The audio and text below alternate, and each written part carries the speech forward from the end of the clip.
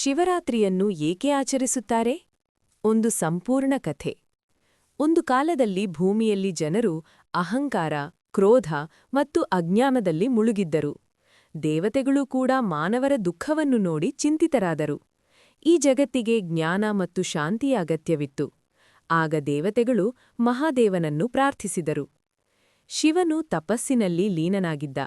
ದೇವತೆಗಳ ಕೋರಿಕೆಯನ್ನು ಕೇಳಿದ ಅವನು, ಮಾನವರು ನನ್ನನ್ನು ಒಂದು ರೂಪದಲ್ಲಿ ಕಾಣಬೇಕು, ನನ್ನ ತತ್ವವನ್ನು ಅರಿಯಬೇಕು ಎಂದು ನಿರ್ಧರಿಸಿದ.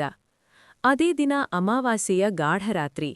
ಆ ರಾತ್ರಿ ಶಿವನು ಅಗ್ನಿಸ್ತಂಭದಂತೆ ಪ್ರಕಾಶಿಸಿ ಲಿಂಗರೂಪದಲ್ಲಿ ಭೂಮಿಯಲ್ಲಿ ಪ್ರತ್ಯಕ್ಷನಾದನು.